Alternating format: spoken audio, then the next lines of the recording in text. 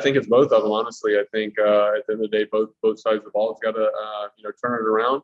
It's definitely a frustrating time right now, but at the end of the day, we come here each and every day to win the ball game, and that's what we'll do tomorrow. Come out here ready to win. This has been a frustrating time, frustrating month, but it is what it is. There's nobody feeling sorry for us, and we got to find a way to get this better.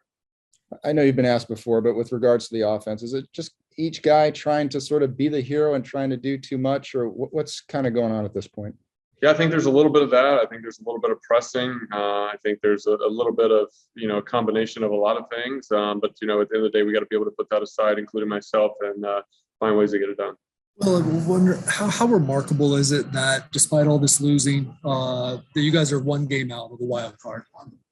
Yeah, it's that definitely credits what we've did earlier in the year with how we performed earlier in the year. We got off to a great start, and even through the middle of the season, we were playing great.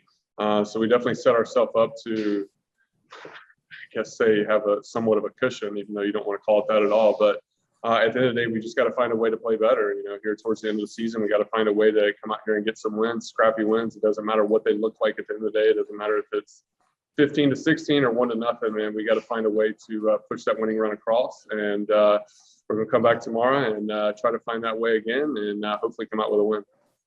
How frustrating would it be to not capitalize when the Reds aren't winning, the Cardinals aren't lighting the world on fire? Yeah, it would be extremely frustrating. I think as far as a team, it is obviously frustrating with this last month. Especially to have the teams who are really competing for the second wild card not really playing that well down the stretch is could definitely make it more difficult or more frustrating at the end. But it is what it is. Like we can't worry about those other teams. Just they're not playing as well. But at the end of the day, if we want to make this thing happen, like you said, we got to focus on ourselves and go out there and take care of business. And that's something we have been doing lately, and it's something that we gotta flip the script and make that happen. Well, you've said a few times, and a few people have said a few times that like hitting is contagious and that not hitting is also contagious. But how is it that an offense with as much firepower as you guys have can go as cold as you have for as long as you have? Like what leads to that? Yeah, it's very interesting. It's you look up and down the lineup of the guys in the lineup, and you see from a pretty consistent basis, each guy not really doing too much in a particular time during this stretch, and it's really weird to sit and watch a lineup with this amount of talent, struggle collectively. I think when you put together a lineup that is this talented, you would imagine that one or two guys might not be hot at one time, but right now we're looking at 6 or 7 guys who aren't swinging the bat to their potential or even, at an average rate.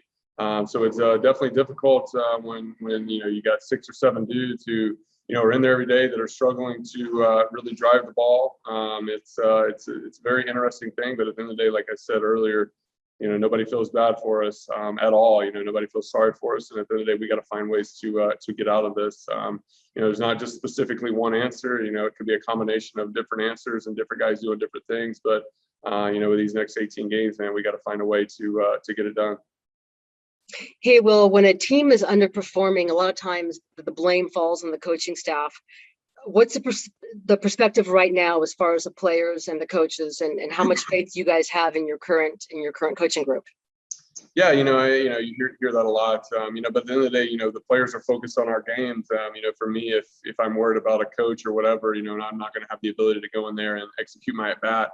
So as far as with that whole thing, that's not really relevant at this point. This is a moment where the players got to find ways to get things done, go out there and win ball games, because at the end of the day, it's on us, and we got to go out there and get it done.